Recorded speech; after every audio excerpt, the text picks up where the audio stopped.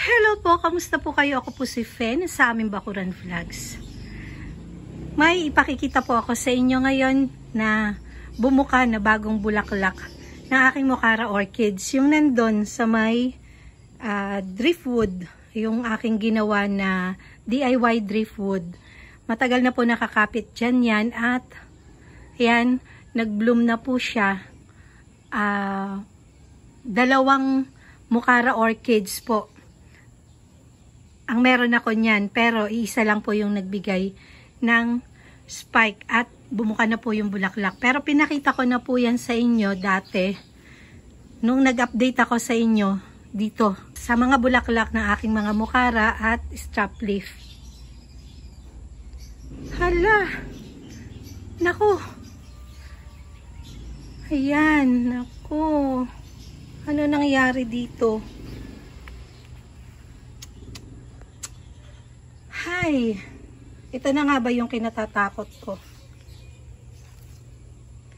Ayan o. Nabali yung tatlong dulo ng bulaklak ng aking strap leaf banda. Hi! Ayan o. Yung pinakadulo nito nabali. Bali 10 piraso po yung binigay na bulaklak niyang strap leaf banda. Ngayon nabali. Dahil dito, ayan o, sa bunga ng mangga na nalaglag. Ito yung kinatatakot ko kapag may bunga yung mga mangga ko. Nakakawala ng gana. Ito, ang ipakikita ko sa inyo, yung Vanda na Mocara ko, na Chalud, ang ID. Pero ito yung napansin ko nung bigla kong sinabi yung strap leaf, bigla akong napanaw dito. Nakita ko, ito balinga. At yung pagkakahulog ng mangga, ito, yung aking sanggumay, natanggal din yung pagkakatali niya nung binagsakan din siguro to ng ano. Dito siguro bumagsak yung bunga ng mangga. Tapos yun, sa lakas ng impact ng pagkakahulog, nasira na yung pinakatali. Kasi hindi naman alambre to, kundi lubid. Ayan. Ito po yung sanggumay na kulay white po yung kulay. Hindi po yan yung ordinary lang. Ay, nako. Ayan. Bigla ako nanlata nung makita ko. Sabi ko pa naman, magtatagal to ng 1 month na mahigit. Kasi nga 2 weeks na to 2 weeks na bumubuka itong bulaklak na to. Hindi ko naman kasi maalis na dito sa side na to dahil yung ugat nga nila, ayan o, nakakapit na dito. Ayokong tanggalin kasi masasaktan na naman siya. Kasi ang dami na naugat na nakakapit dito sa pader. Hindi ko talaga matanggal na. Kaya yan yung nangyari. At sana magawan ko ng paraan dito. Siguro hahanap ako ng lambat na ikakapit ko dito sa may pinakabakod na yan at saka dito.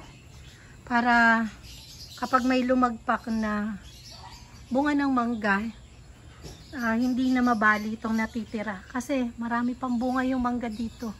Ito ng mga nandito, kinuha ko na. Itong dati mga nakalaylay, yan tumaas na kasi masyadong madilim dito. Ay, yan. Mamaya ko na to aayusin at ipakikita ko ulit sa inyo. Total nandito na lang din ako. Ito pa yung kinatatakot ko, itong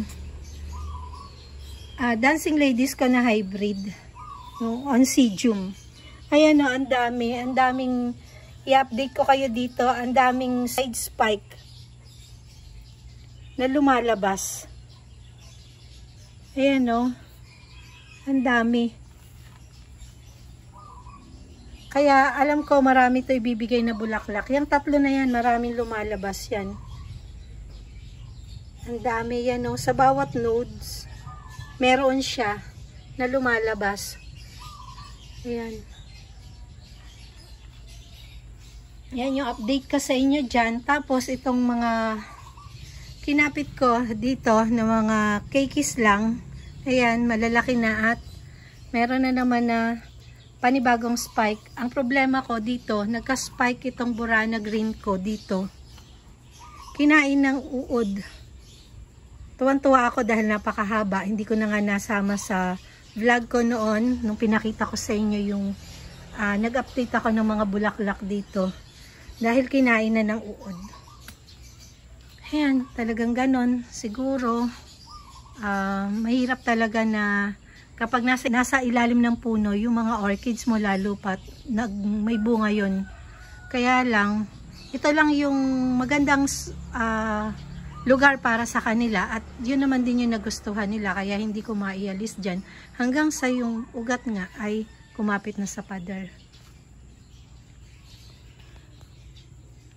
Sa ngayon, eto na yung talagang topic natin na ipakikita ko sa inyo. Ito yung pinakikita ko sa inyo, parang 2 beses ko na pinakita sa inyo yung mukara na to.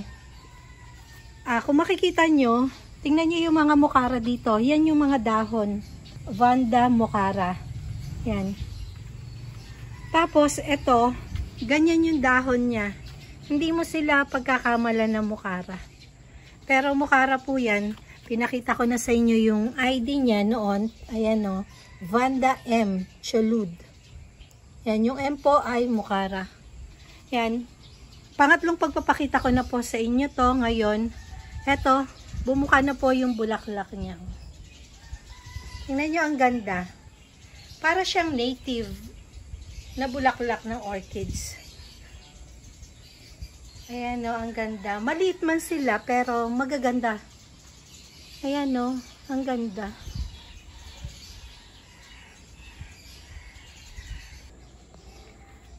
At sa ngayon po, meron po na 4 na bulaklak na yung bumubuka nitong Vanda mukara Chalud na to.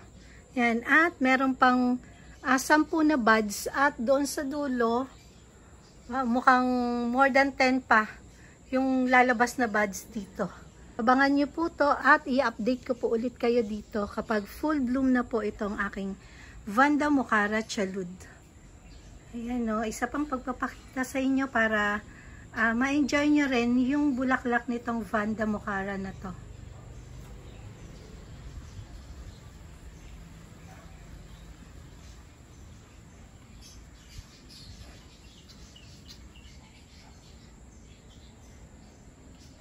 Ayan o. Hala. Meron na naman na dito sa side ng mga orchids na to. Pero di pa ako nagdidilig. Nag-start pa lang ako magwalis. Yan pa yung mga kalat. Nakita ko ngayon. Ngayon, habang pinapakita ko tong bulaklak ng mukara Chalud na to, eto. May nakita na naman ako. Ayan o. Nahulog. Itong pinakabunga naman ng MacArthur tree. Ayan, ang bigat pa naman ito. O, tingnan nyo. At, hala, yung Burana white ko, ito, bali rin. Dahil dun. Ay, siguro kahit nakakapanghinayang at nakakawala ng gana kapag ganito yung makikita mo, part din to kasi ng pag-aalaga ng mga halaman. Meron talaga na ganito na pangyayari. Merong nasisira at meron naman din na mga kapalit ng nasira. Yan, dito yan eh. Yung burana na yan, dito. Dito nakakabit to eh. Dito sa ano na to, sa cane na yan, dyan nakakabit. Nung una, kanina, ang sinisisi ko sa pagkakaputol na aking strap leaf, yung bunga ng mangga. Ayun o, doon, ang dami pang bunga kasi. Ayun o, nakasayad sa bubong ng bahay kubo namin. At marami pa dyan, sa loob. Kaya, yung mga ibang halaman ko dito, itong aking oncidium na dancing ladies, tatanggalin ko muna. Yung silver ko, yun yan yung mga talagang tatamaan ng laglag ng bunga ng mangga. Tatanggalin ko dyan. Ayan, dalawa yung nasira na bulaklak. Lagay na muna natin dito. Ayan. Isang Burano White at saka yung strap leaf banda ko. At, meron ako nakita dito. Kung mapapansin nyo, ito, lilipat lang ako. Hindi ko kasi mapakita ng ayos itong ayan, siguro naaninaw nyo na yung arc na to na nakikita nyo, mga hoya yan, bale mga siyam na variety po yung nakakapit dito na hoya dito sa arc na pinagawa ko kay Kaligatan TV. Yan, si Kaligatan TV po yung gumagawa ng mga gapangan. Halimbawa, gapangan ng ubas ko, si Kaligatan TV ang gumawa. Si Karudi. Pwede nyo pong pasyalan yung kanyang YouTube channel. Ang YouTube channel po niya ay Kaligatan TV. Ayan, meron akong 8 o siyam na variety ang meron dyan na nakakapit. Yung iba, nakahang lang dito sa gitna. Ngayon, kaya pinakita ko na rin sa inyo. Yan o, merong mga bulaklak. Na-late lang ako ng pagpapakita sa inyo. Ito, ayan o, dalawa yan eh. Yung isa, nandito, kaya lang, nalanta na. Alam nyo naman, yung mga bulaklak ng mga hoya, hindi naman kagaya ng bulaklak ng mga orchids yan na nagtatagal. Kaya dapat, kapag may bulaklak yan, i-video na. Para makita agad, maipakita agad sa inyo. Tapos etong si Hindu rope, ayan o, nagbulaklak na naman uli siya. Napakasipag magbulaklak nito eh. Parang 4 o 5 beses magbulaklak to sa loob ng 1 taon. Nung una, ito yung peduncles na yan o, ito. Ito yung peduncles na laging namumulaklak. Pero sa katagalan din, yung mga peduncles, namamatay din yan, lalo na laging nababasa. Yan, bali, meron ako dito na 3 Hoya Hindu rope. Ayan, ito yung isa, at ito yung isa. Pero ito, Hoya carnosa to, yan na nakikitaan ko ng, ayan, bulaklak. Pasulpot ulit. Tapos ito, hindi ko alam yung hoya na to kung ano to. Ayan. Sa mga nakakaalam po kung ano yung hoya na to, ito yung dahon niya, maliit lang. Halos kasing lapad lang nung hinlalaki ko na daliri. Hindi po to nawawala ng bulaklak. Maliit nga lang siya pero talagang hindi nawawala ng bulaklak. At matitibay po yung peduncles nito, tingnan nyo. Ganyan nakahaba. Ibig sabihin, kung bibilangin nyo yung pinaka guhit dito sa peduncles na yan, ganyan na din karami yung binulaklak ng hoya na to. Yan o, ang dami. Yan o, walang tigil yung pamumulaklak niyan eh. Hindi ko talaga nakitaan yan ng walang bulaklak. Lagi yan na may bulaklak. Ayan, tapos ito, nakakalimutan ko na yung mga ID ng mga hoya. Kahit na ito, walang bulaklak, kapag stress na ganito, tuwan-tuwa na ako eh. Yung dahon, ayan o, ang ganda diba?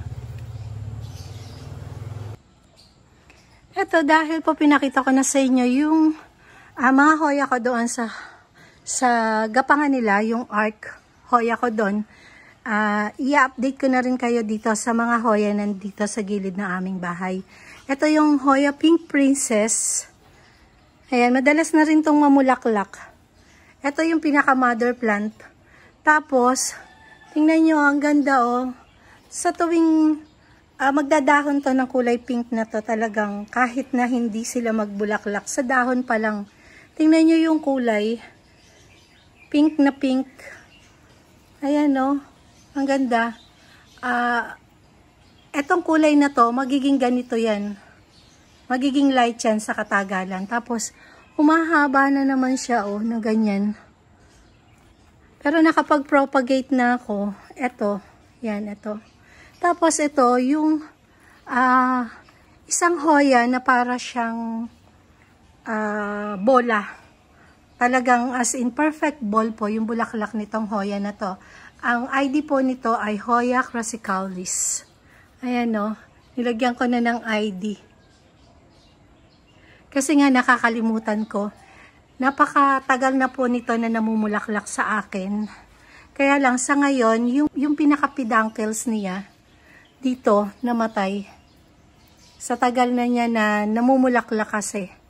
Ipapakita ko po dito sa inyo kung ano yung bulaklak nito. At talaga napakabango po ng bulaklak nitong hoya na to. Hoya crassicalis. Ito pa yung isang hoya. Ayan na, namulaklak na po to. Ayan, dalawa yung peduncles niya. Pati ito pa yung Hoya carnosa na namulaklak na. At ito, nag-seed pod na to, hindi ko lang to naasikaso na ipunla yung pinaka seed pod nito. Pero sa susunod, ipupunla ko na. Tingnan nyo, ang dami ng binigay na bulaklak nito. Ito yung mga peduncles, ayan.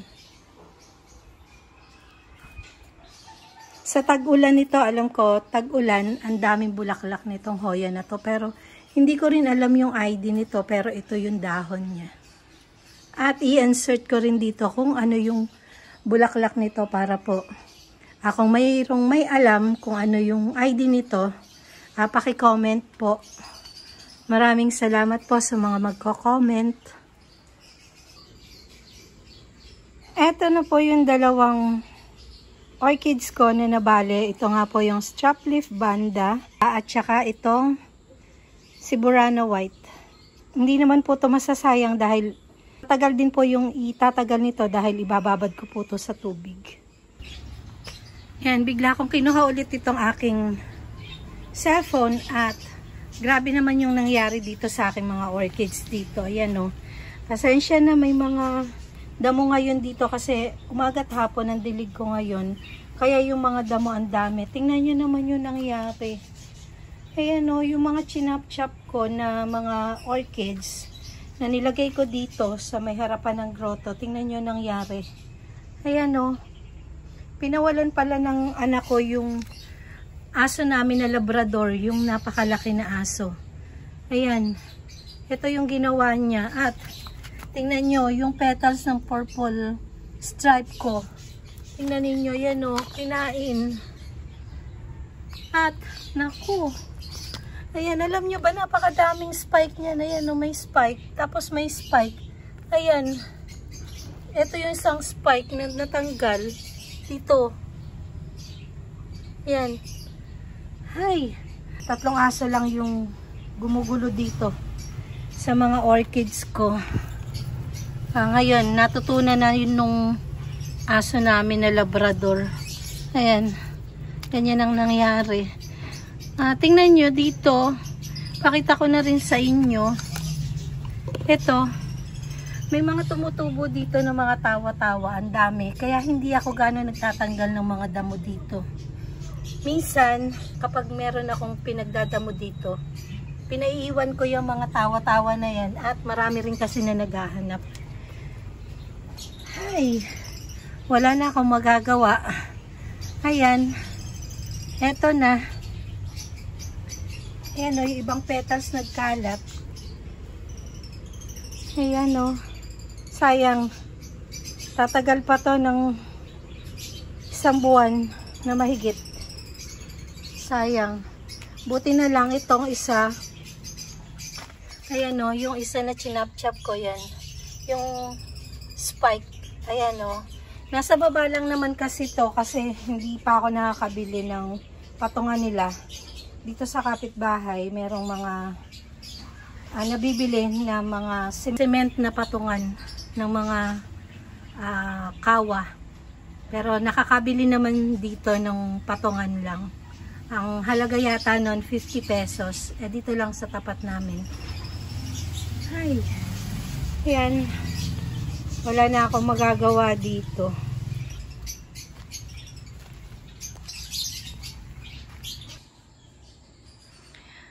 Ayan po, umupo na ako dito sa hagdan namin, dito sa terrace. At ito na muna yung pakikita ko sa inyo at mag-e-end na rin po ako. Bigla akong nanlata nang makita ko na naputol yung bulaklak ng strap leaf banda at saka nitong burana white ko. Ayan, ito yung makikita nyo kapag nakatambay kayo dito sa aming terrace. Yan. Tapusin ko na po itong aking video at maraming salamat po sa walang sawa niyong panonood at walang sawa niyong pagsuporta sa aking mga video, sa mga silent viewers, sa mga subscribers, sa mga kaibigan ko sa YouTube at sa mga walang sawang sumusuporta sa aking mga video. Maraming salamat po. Keep safe everyone. God bless.